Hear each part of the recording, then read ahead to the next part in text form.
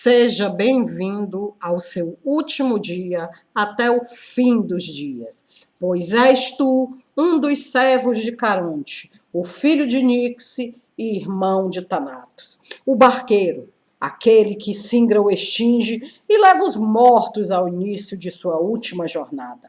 Agora, ajoelhe-se e clame por minha benevolência. Vamos, garoto, levante daí e vamos tomar um café. Tem uma boa cafeteria a 2 quadras. Você devia ter visto a sua cara. Aposto que não se mijou apenas porque não tinha urina pronta.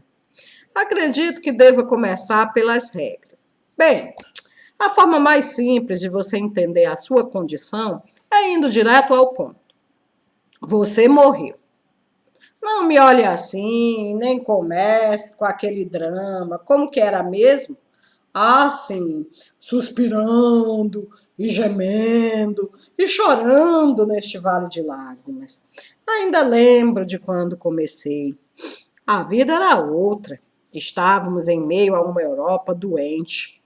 Chamávamos de peste, mas isso não vem ao caso. Teremos muito tempo para trocar confidências nos próximos séculos.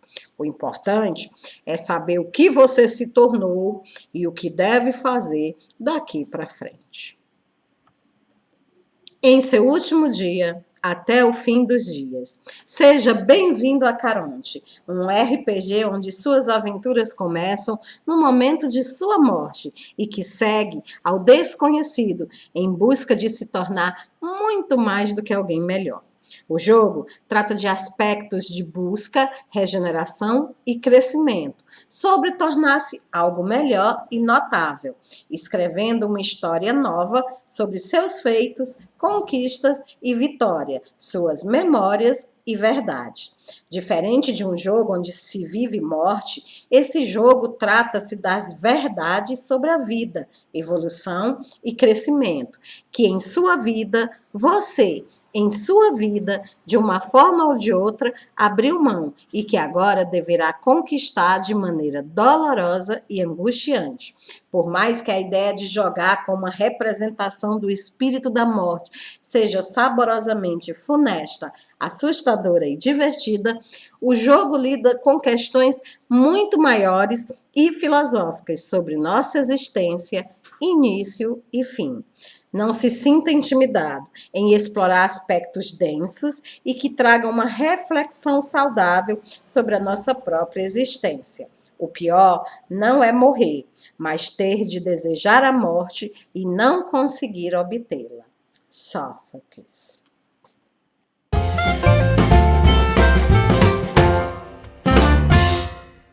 Então, se você ainda não me conhece, sou Francinete Coutinho. Hoje, falando mais um quadro traz para a mesa. Esse quadro, ele tem como objetivo trazer adaptações de RPG ou falar sobre RPGs novos que estão surgindo agora. É um quadro especial que ocorre apenas mensalmente e ele costuma ter de 2 a 3, no máximo 4 vídeos falando a respeito de um assunto específico. Hoje, como eu já falei anteriormente, falando a respeito de um novo RPG de mesa que está surgindo aqui no mercado brasileiro. Caronte, As Crônicas dos Penitentes. Esse cenário ele foi desenvolvido pela editora Macaco do Mal Hobbies. Eu entrei em contato com ele através do meu querido amigo Alan Rosante, que também é um dos escritores de Caronte, tá certo? E nós estamos aqui hoje para falar a respeito desse cenário intrigante, diferente, assim, bem único, tá certo? E que com certeza você vai gostar muito de trazer para a mesa e de jogar com seus amigos. Se você gostar do vídeo aqui, não esqueça que esse cenário ele está em financiamento coletivo pela Catarse. Eu vou deixar o link aqui na descrição do vídeo para quem quiser depois ir lá, né, ver as condições de financiamento e, quem sabe, dar o seu apoio a essa iniciativa. É mais um RPG brasileiro aí que a gente tem que apoiar para que o nosso hobby continue crescendo aqui no nosso país. Então, vamos então conhecer Caronte? Vamos lá. Bom, pela apresentação, né, que eu fiz, você já percebeu que Caronte ele é um cenário que inicia onde a maioria dos outros RPGs terminam.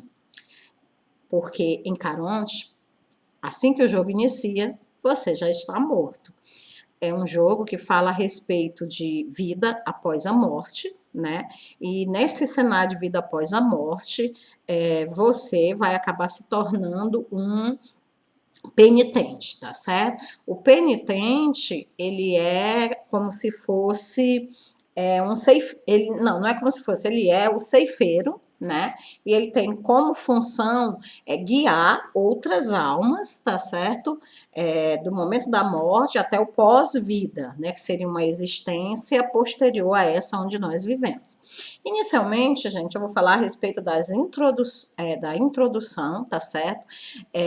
A minha visão aqui, eu não pretendo com esse vídeo, nem com o vídeo posterior, explicar tudo a respeito do universo de Caronte. Para isso, você terá que adquirir, né, o manual, que está em financiamento coletivo, e ler. Tá certo? A gente vai dar apenas uma visão geral para que você possa conhecer o cenário Caronte e aí você possa saber se esse estilo de jogo realmente lhe interessa e se realmente vale a pena você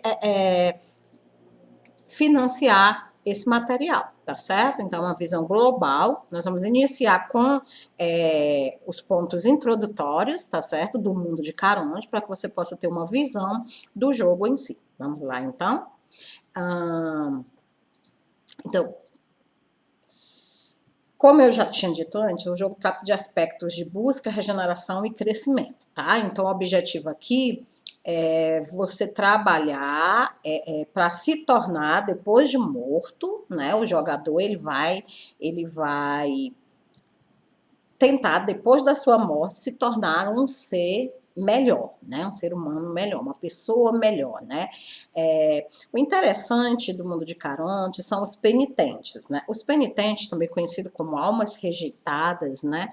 Eles são exatamente os jogadores, né? São exatamente aqueles que irão se tornarem os ceifeiros, né?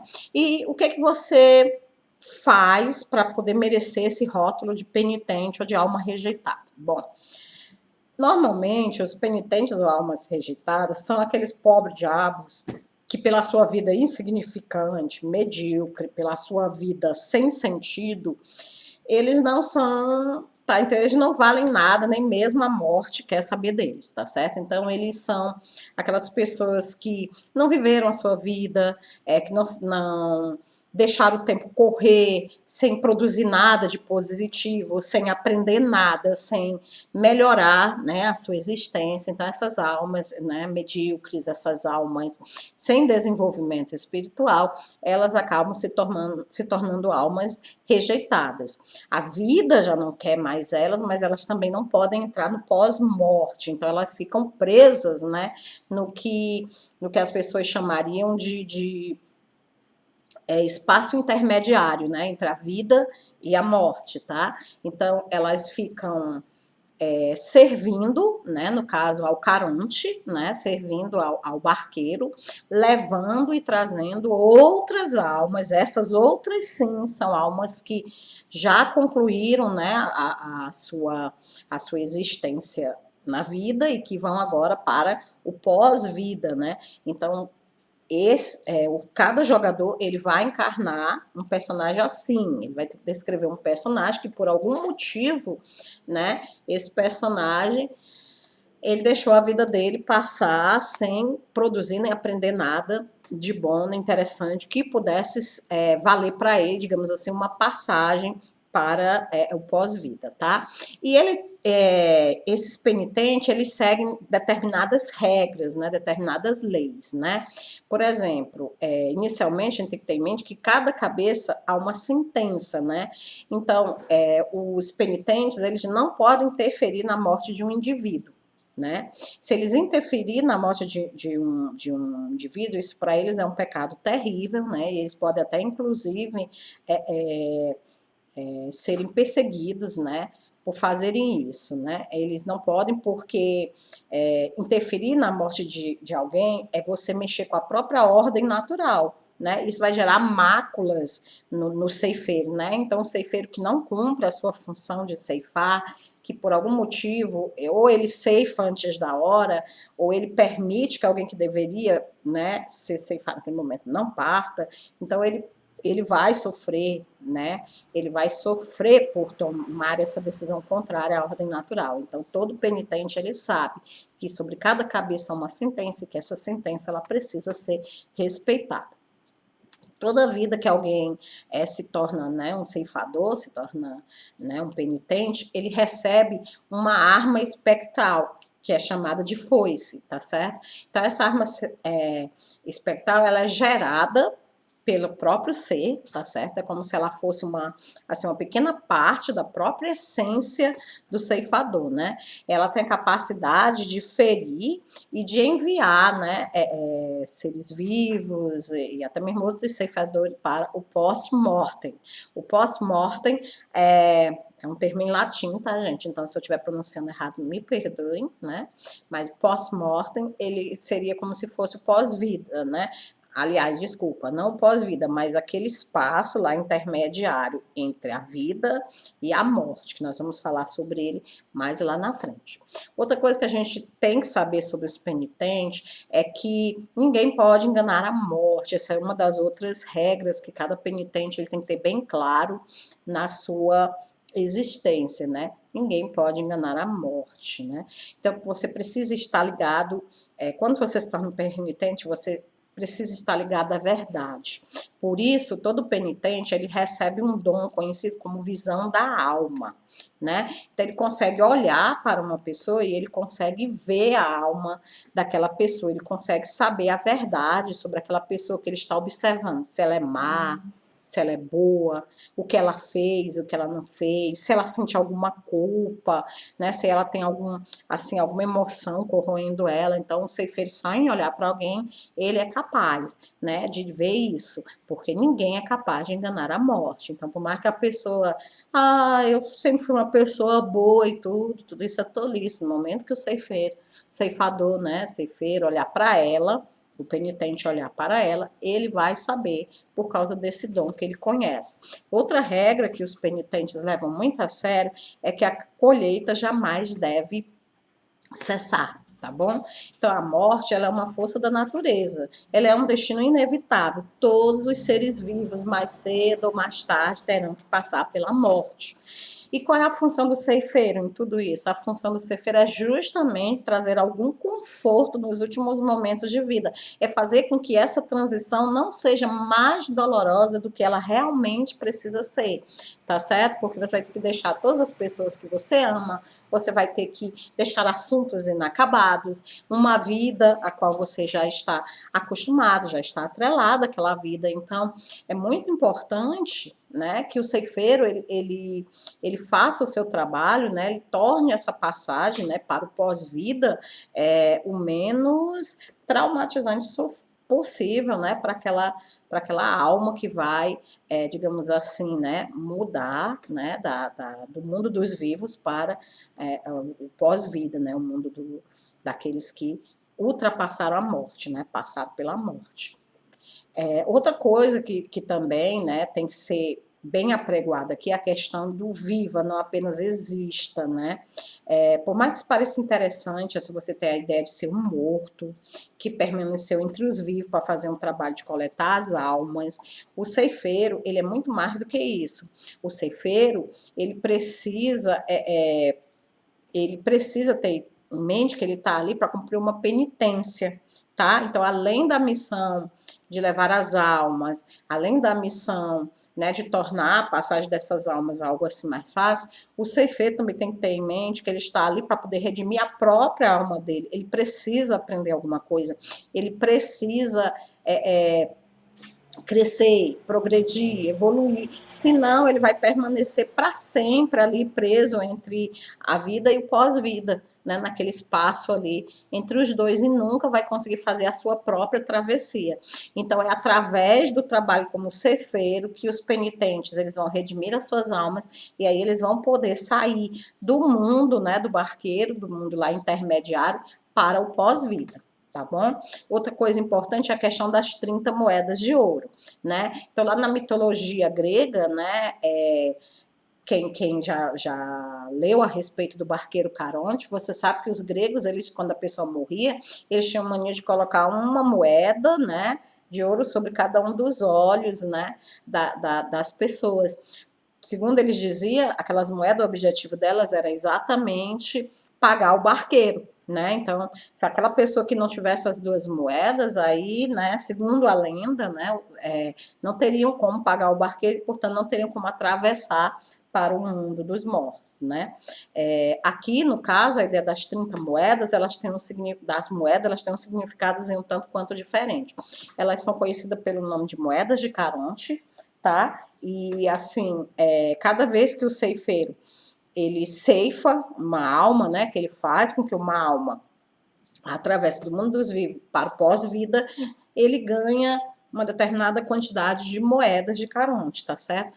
E quando ele chegar a 30 moedas, né, ele vai poder, ele próprio, utilizar aquelas moedas para pagar a sua passagem, né? Ele vai, aquelas 30 moedas, elas vão ser utilizadas pelo próprio penitente para atravessar, né, para o além-vida, né, para o mundo que vem além da vida, tá certo? Então, um dos objetivos também dos ceifeiros é juntar essas moedas. Quanto mais rápido ele conseguir juntar essas moedas, coisa que não é nem um pouco rápido, tá? Porque essas moedas também, além delas terem essa utilidade de pagar a passagem deles para o além-vida, elas também são utilizadas para várias outras coisas, a gente vai ver aqui nos vídeos, que elas são utilizadas, inclusive, durante as missões, né, quando eles vão resgatar outras almas, ceifar outras almas, tá? Então, assim, bem complicado juntar essas 30 moedas, né?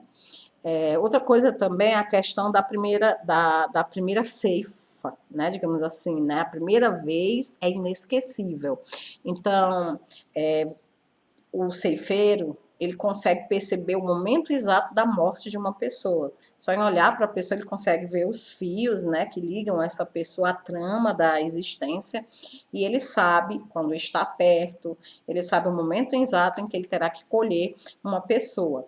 E ao tocar, né, ele separa a alma da pessoa do corpo. No momento exato que ele percebe que está na hora daquela pessoa morrer, ele toca e aí ele vai separar a alma do corpo, né? E após a alma ser separada do corpo, ele ainda vai ter que convencer aquela alma a ir com ele, tá? Porque, caso contrário, aí ele não vai receber, né, as moedas correspondentes àquela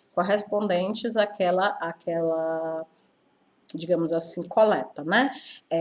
E o interessante, gente, é que ao tocar na pessoa, né, para poder separar a alma do corpo, ele sente, ele consegue perceber a angústia, né, as sensações, as emoções, o sofrimento, ou a paz, a tranquilidade que está envolvendo aquela pessoa no momento da morte. Algumas pessoas, quando morrem, né, elas deixam todos os seus assuntos acabados, elas conseguiram ter uma vida boa, né, elas foram amadas, elas foram felizes. Então, essas pessoas, ao morrerem, elas levam isso consigo. Ao morrerem, elas permitem que o ceifeiro ele tenha acesso a esse sentimento. Também do mesmo jeito aquelas almas, né, que deixaram algo inacabado, que sofreram, que tiveram mortes terríveis, aqueles inconformados, que nunca aceitaram morrer e tudo. No momento que o ceifeiro toca, eles também experimentam, né, eles passam por essa mesma sensação, tá certo? E aí ele tem que, independente da sensação que ele sinta, ele tem que convencer essas pessoas a acompanharem ele para o além-vida, porque se ele não conseguir fazer isso, ele não vai receber, né, as moedas necessárias para colecionar e aí juntar, né, suas 30 moedas de ouro para que um dia ele também possa fazer essa mesma travessia, tá certo? Bom, pessoal, então isso assim é uma visão geral, global, né, do que é ser um penitente, né, do que os penitentes têm que fazer no mundo de Caronte, né, assim, dá para perceber que eles vão ter que conviver com uma gama de emoções, né, tanto deles quanto de terceiros, né, então não é fácil, porque a maioria dos penitentes, como a gente viu, são pessoas que não quiseram enfrentar desafios na vida, pessoas que deixaram a vida passar por elas e agora elas têm que lutar, elas têm que se encontrar para elas poderem, né, também ter uma oportunidade de atravessar. E se elas não conseguirem atravessar, aí o que vai restar para elas é apenas o esquecimento no fundo do rio Estige. Né? Se você também viu lá a lenda de Caronte, você sabe que todo o rio Estige ele é lotado, né, de corpos de pessoas mortas, né, gritando em agonia e tudo. Aqui no mundo de Caronte, na verdade, aqueles corpos, aquelas pessoas no fundo do rio Estige, na verdade, são ceifeiros, são penitentes que não conseguiram, né, não conseguiram realizar, né, a sua travessia. Então, eles são jogados no rio do esquecimento e ficam lá por toda a eternidade no esquecimento. Então, uma coisa que, evidentemente, ninguém deseja que aconteça com o seu personagem. Então, você, jogador, você que vai encarar o desafio de jogar Caronte, você tem que entender a dimensão do desafio que você vai enfrentar, porque você tem que fazer com que o seu personagem ele viva essas emoções, ele viva essas sensações e fazer com que ele consiga fazer a sua própria travessia, ao mesmo tempo que ele ajuda também outras pessoas a atravessarem. Então, veja que é realmente assim, um cenário envolvente, bem diversificado, onde um bom narrador ele é capaz de criar histórias sensacionais, né? Histórias bem emotivas, bem emocionantes. Se você gosta dessas pegadas dramáticas, essas coisas bem sinistras, bem funestas, Caronte, As Crônicas dos Penitentes, foi feito para você. Dando sequência ao nosso vídeo, eu vou falar um pouco a respeito das regras. Por que eu disse que eu vou falar um pouco? Bom, gente, porque na verdade eu não tive acesso, né, ao manual do Caronte. Todo esse trabalho que eu estou fazendo aqui foi em cima do Fast Play final da obra, né? Eu também ainda estou aguardando o financiamento coletivo, né? Para poder ter acesso ao manual, tá certo? Então, eu não vou poder falar todos os mínimos detalhes, as coisas e tudo, e nem era esse o propósito do meu vídeo, tá bom?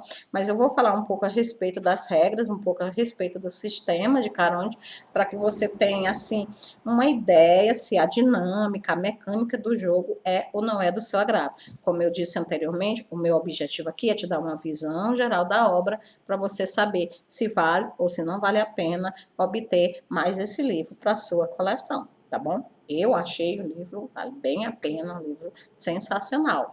Mas a minha opinião não deve servir, né, de único suporte para a sua tomada de decisão. É necessário que você também conheça e que você também tire as suas próprias conclusões, tá bom?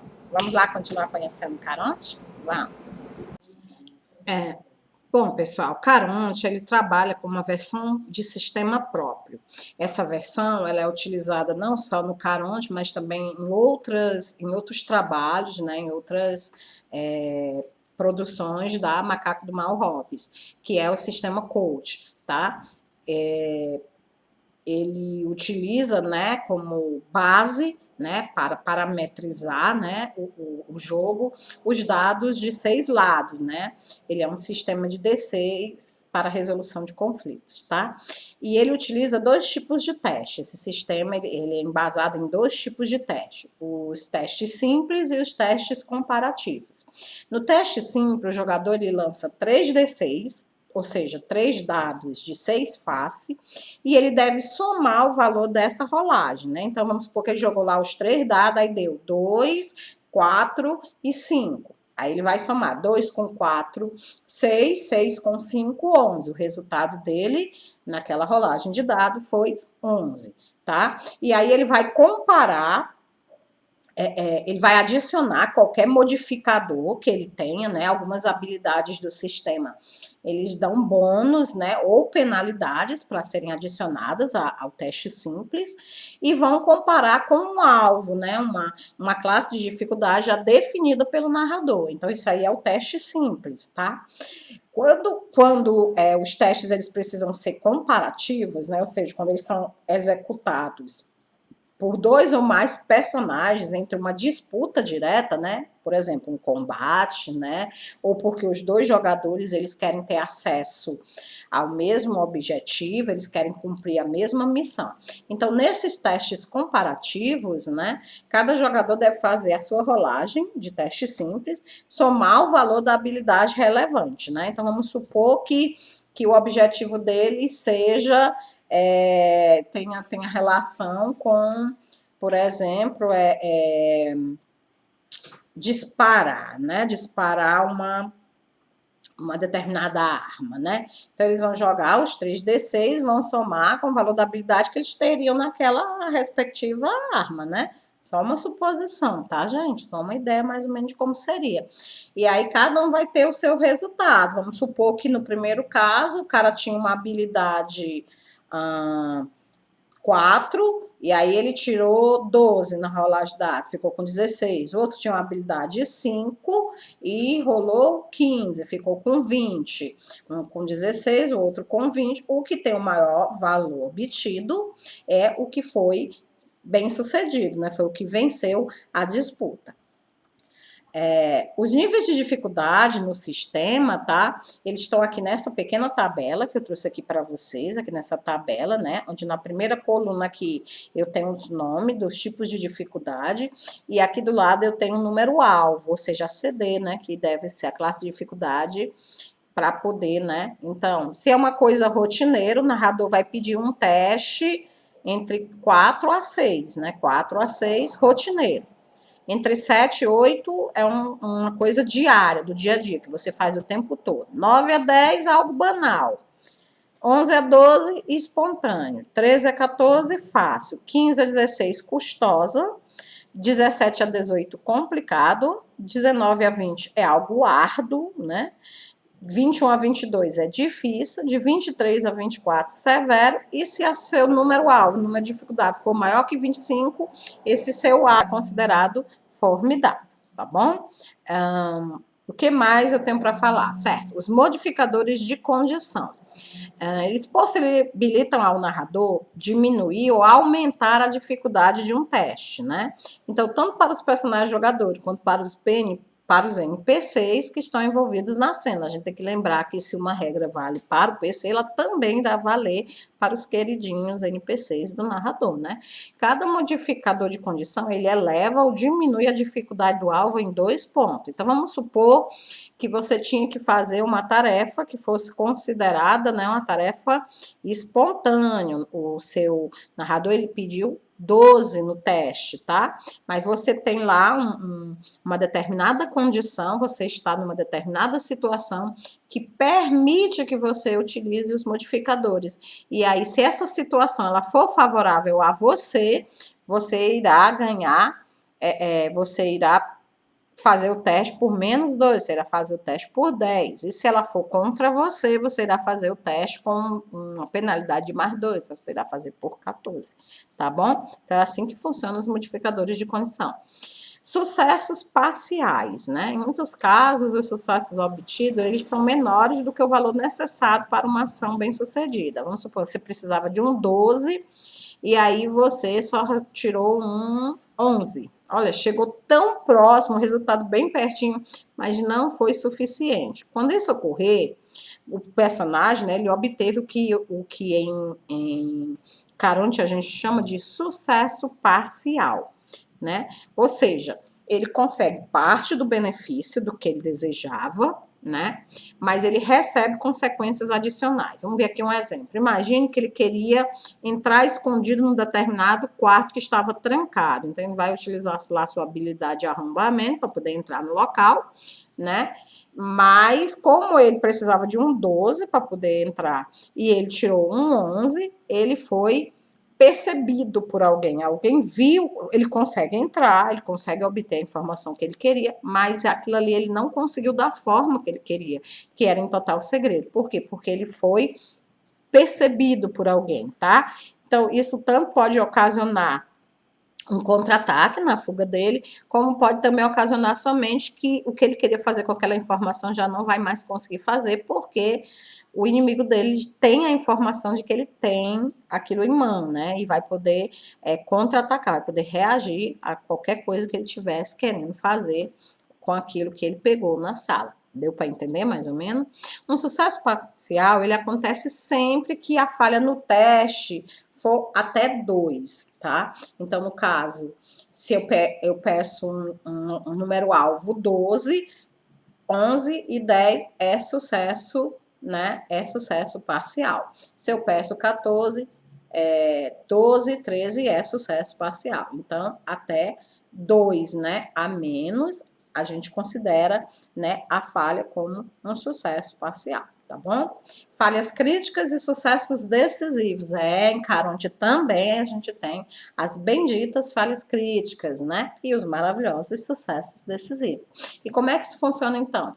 Bom, em certos momentos, a sorte ou o azar, ela pode sorrir para o personagem, né? A gente sabe disso. Infelizmente, às vezes você está lá naquela empolgação, interpretando, vestiu né, a pele do seu personagem, mas os dados não estão muito afim de favorecer você naquele dia. Ou, pelo contrário, os dados estão super afinados com você, tá bom? Quando isso ocorre, nós dizemos que você teve um sucesso decisivo, caso seja positivo, ou uma falha crítica, tá? E aí, em cada sistema, a gente sabe que isso é interpretado, isso é feito de uma forma diferente. E como é em Caronte? Rolagem com valor 3 nos dados, você jogou os 3 dados e deu 3 pi. Meu Deus, que tragédia, tá? Se você rolar o valor der 3, você terá uma falha irremediável, uma falha ultra, super, hiper crítica. Esse é o pior cenário possível para a sua ação. As consequências, elas ocorrem de maneira direta e irremediável. Não tem o que você possa fazer para escapar do efeito dessa falha crítica. Mas vamos combinar, né, gente? Você precisa estar muito pé frio mesmo, precisa tirar 3 pio, um em cada dado, para você poder ter essa falha crítica definitiva e final, tá? Da mesma forma, para você ter o sucesso decisivo, aquele sucesso indiscutível, que o narrador não pode fazer outra coisa a não ser baixar a cabeça e dizer, você fez, foi perfeito e nada aconteceu, você precisa ter 18 na rolagem de dados, ou seja, você precisa tirar 3, 6, tá? 3, 6, 6 em cada dado, para que você consiga o seu sucesso decisivo. E aí não há o que possa ser feito, né, para atrapalhar, tá? Vamos falar um pouquinho mais a respeito dos testes comparativos. Em vários momentos existirá a necessidade de disputa entre 2 ou mais jogadores, ou entre o jogador e o cenário. Tá? Às vezes a disputa não é entre jogadores, nem mesmo é entre jogadores e NPCs. É apenas entre o jogador e uma determinada situação. Ele tem que superar a si mesmo para poder vencer aquele desafio. Para esses testes, existe a jogada resistida, que consiste em testes contínuos por 2 ou mais turnos. Ao contrário dos testes simples, que são feitos contra uma dificuldade pré-definida, os testes comparativos são executados comparando o resultado da habilidade do jogador A com a habilidade do jogador B, né?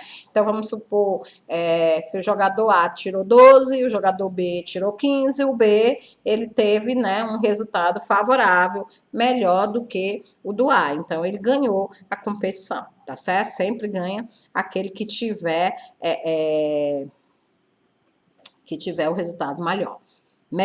E como é que funcionam as falhas irremediáveis e os sucessos decisivos quando ocorrem nos testes comparativos? Porque a gente viu o que acontece nos testes simples, né? Que aí acabou, não deu mesmo, falhou total, se deu mal, ou então conseguiu, deu tudo certo. Mas e quando isso ocorre em testes resistidos? Como é que a gente vai fazer? Então, quando um sucesso decisivo ou uma falha crítica ocorre em jogadas comparativas, você recebe os benefícios ou as desvantagens da mesma forma que aconteceria em um teste simples. Não importa o quanto possui a mais ou a menos, tá? Sendo esse um caso relacionado diretamente à questão da sorte ou do azar. Então, se você estava pensando que a margem, né, ela iria lhe ajudar ou lhe atrapalhar, lhe ferrar mais ainda, fique tranquilo, porque isso não acontece, tá bom? Então, vai, simplesmente a sorte não estava do seu lado naquele dia, né? Vamos falar agora a respeito do uso da fadiga, né? Em Caronte existe a fadiga, né? Em ações resistidas. Para cada jogada de ação resistida, você costuma consumir 2 pontos de fadiga, tá? Então, o ganhador, no entanto, se você venceu a disputa, ao invés de perder os 2 pontos de fadiga, você perde apenas um. Essa é uma das vantagens, né?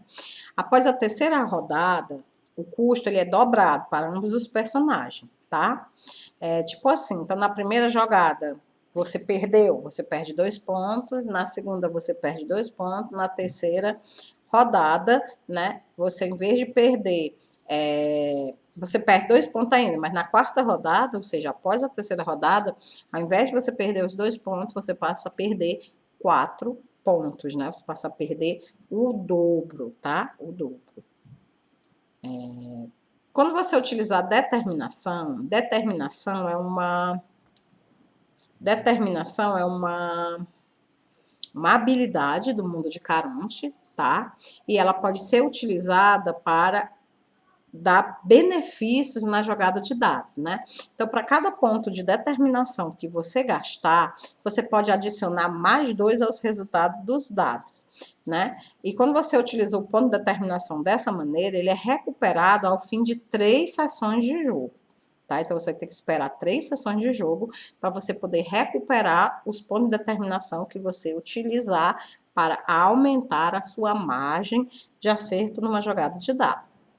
Outra maneira de você utilizar a determinação do personagem é comprando um dado adicional. Então, você gasta, né, gasta um ponto de determinação, por exemplo, e você, em vez de jogar 3 dados, você jogaria 4. Só que quando você utilizar a determinação dessa maneira, né, você vai levar, ao invés das 3 sessões, 5 sessões, né, de jogo para poder recuperar aquele ponto de determinação. Ou seja, é muito bom, mas você só deve usar realmente se aquela situação for algo assim de vida ou morte, quer dizer, mundo de Caronte já está todo mundo morto, né? Mas vocês entenderam a ideia, né? Então, se for uma situação assim mesmo de ou vai ou racha, né? Aí você tem realmente que fazer esse sacrifício aí e perder o seu pontinho de determinação por 5 sessões corridas, né? Não é bom você ficar sem determinação, tá? Quando você fica sem determinação, você tem que, por dia, fazer testes para você não se jogar no estige e se juntar ao esquecimento. Então, quer dizer, a própria existência do penitente, ela depende da sua determinação, né? Dos seus pontos de determinação.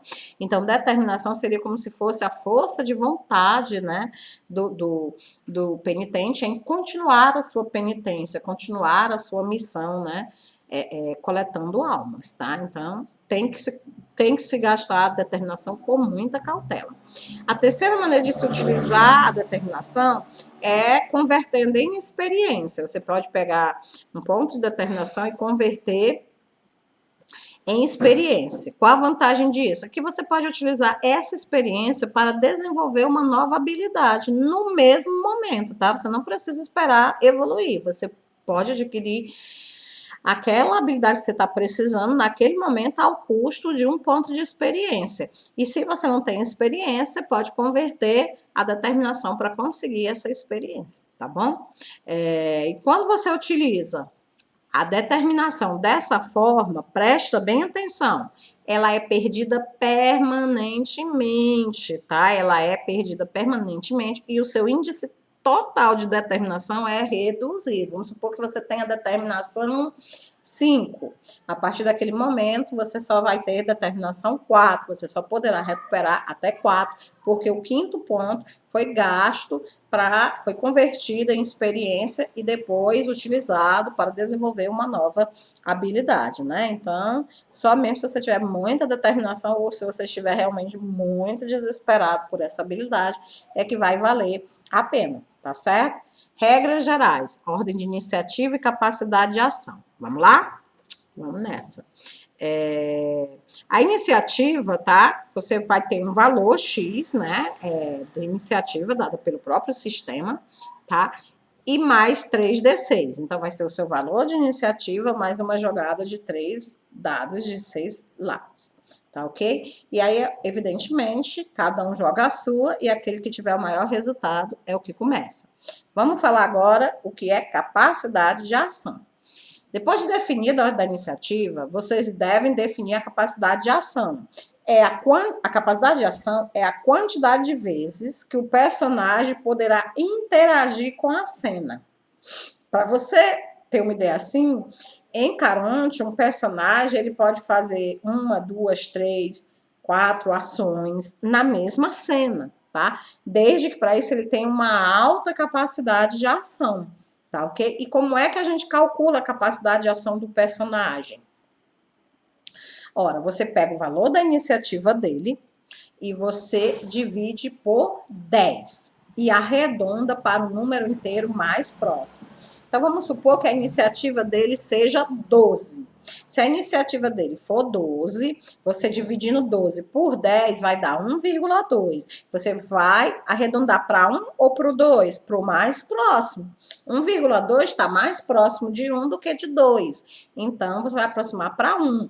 Isso significa que aquele ceifeiro, ele só pode agir uma vez por cena, tá? Uma vez por cena. Tá ok? Então, mas vamos supor, né, que ele tivesse conseguido 2 ou mais ações, né? Como é que isso iria acontecer? Como é que seria feito? Com 2 ou mais ações, né, ele terá suas ações adicionais sempre antes da conclusão da rodada, tá? E depois dos personagens. Então, vamos supor que um cara lá tem 2 ações. O outro tem 3 ações e tenho eu que só tenho uma ação. Então, todos nós vamos fazer a primeira ação. Aí, depois, o cara que tem segunda ação vai fazer a segunda ação dele. O cara que tem 3 ações vai fazer a segunda ação dele. Aí, depois, o cara que tem a terceira ação vai fazer a sua última ação. Tá certo? Então, para poder... Vamos supor, eu tenho 3 ações. Para eu poder fazer a minha segunda ação, todo mundo tem que ter terminado a sua primeira. Para eu poder fazer a minha terceira ação, todo mundo que tem direito a 2 ações tem que ter terminado a sua segunda, e assim por diante a gente segue esse raciocínio. Outra coisa muito interessante é que não importa o valor que dê a sua iniciativa, mesmo que esse seu valor de iniciativa der mais próximo de 0 do que de 1, por exemplo, supor que você deu muito azar, jogou os 3 dados lá, somou com a sua iniciativa e deu exatamente 8. Aí vamos supor que deu 8, você dividiu por 10, deu 0,8, tá? Não importa, 0,8, 0,2, 0,5, você sempre terá no mínimo uma ação por cena. Pelo menos uma é garantida, tá? A capacidade de ação é para ver se você poderá ter mais de uma ação, se você poderá agir mais de uma vez naquela mesma cena, tá bom? Mudança de iniciativa. Bom, pessoal, eu vou dar uma paradinha aqui. Esse vídeo tá ficando muito longo e tá ficando muito legal, mas eu tenho que parar. Quando for no próximo vídeo, a gente vai continuar daqui. A gente vai continuar falando a respeito do sistema de Caronte, vai falar de mudança de iniciativa, de como se calcula dano. Se você está gostando, não pode perder o nosso próximo vídeo de mais esse especial Traz para Mesa, falando sobre Caronte, as crônicas dos penitentes. Então, se inscreva no canal, ative o sininho para você não perder o próximo vídeo. E se você já é inscrito, né, por favor, curte, compartilha, me ajuda aí a chegar à meta que eu tô tentando alcançar, bater a meta aqui no canal, me ajuda com essa meta aí dos 500 inscritos, para que outras pessoas também possam ter acesso a Caronte, esse cenário incrível que vai fazer com que você tenha uma nova visão sobre vida, morte, evolução, tá ok? Então é isso aí, espero que vocês estejam gostando do vídeo, até o nosso próximo encontro, fica com Deus, tchau!